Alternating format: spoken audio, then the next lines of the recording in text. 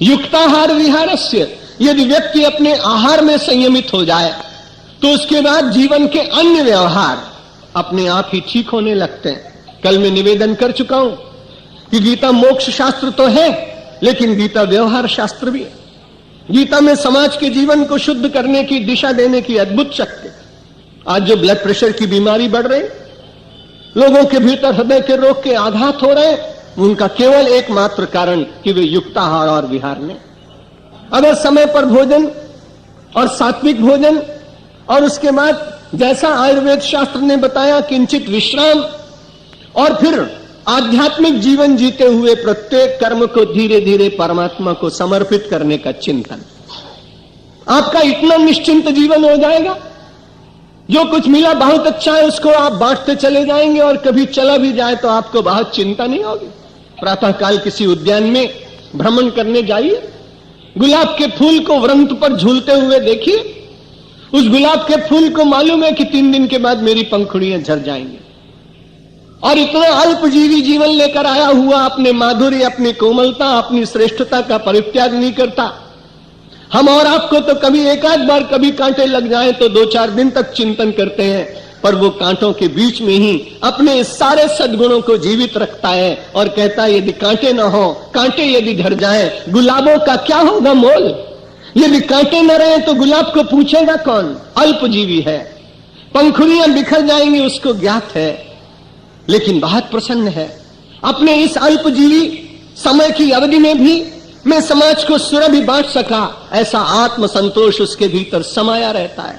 हम और आप तो शतजीवी, कोई 100 वर्ष, कोई 50 वर्ष, कोई दीर्घ जीवन लेकर आए हुए इस संसार में, लेकिन ये बड़ी कठिनाई, कभी मन जागता नहीं है, चेतना हमको उद्भूत होती नहीं, हमको प्रेरित करती नहीं कि हमारे जीवन के प्रसून से भी चाहे जितना समय मिला हो हम उसमें से सुरभि बांटेंगे, हम उसमें से सुगंध वितरित करेंगे। ऐसा विश्वास एक बार यदि मन में जगे तो आपके भीतर जो भार है, निरंतर कभी संसार के सारी वस्तुओं का भार लेकर हम चलते हैं। मैंने अपने किसी पूर्व प्रवचन में अवश्य निवेदन किया होगा कि जब भी कभी बंबई, कलकत्ता, इंदौर आना होता है ट्रेन से, तो दौड़कर, कितना भला आदमी है, सारे जीवन अपने नाम का विस्मरण करता है।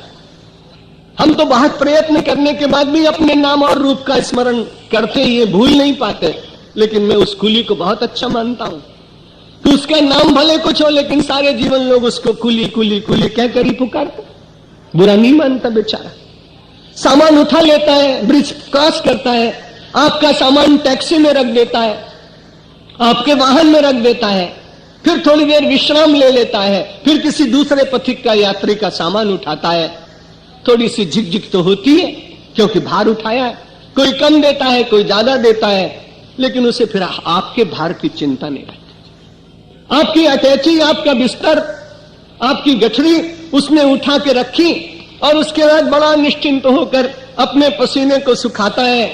लेकिन हम सब लोग बड़े सभ्य लोग हैं, हम अपने आश्रम को भगवा वस्त्रों में, भगवा वस्त्र पहनकर भी हम कई बार भारत माता के मंदिर को ढोते हैं। अपने ऊपर भार परमात्मा के ऊपर है, निर्माण उसने कराया है, लेकिन हम ऐसा मानते हैं कि हम चला रहे हैं। और आपका तो कहना ही क्या, जब भी कभी कोई आपसे कहता है ये चला मैंने, ये चाल चली मैंने, ऐसी बुद्धि लगाई, उसको नीचे गिराया, उसको ऊपर उठाया, और तब ये सब कुछ मैं चला रहा हूं, मैं कोई सामान्य व्यक्ति हूं।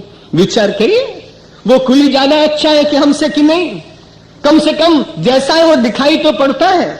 हम तो सचमुच अपने जीवन के कर्तव्य का निर्वाह करेंगे, बड़ी अच्छी बात, लेकिन जीवन के सारे दायित्वों को अपने ऊपर ढोने का, भार लेने का प्रयत्न, ये परमात्मा के प्रति वास्तविक भक्ति नहीं हो सकती।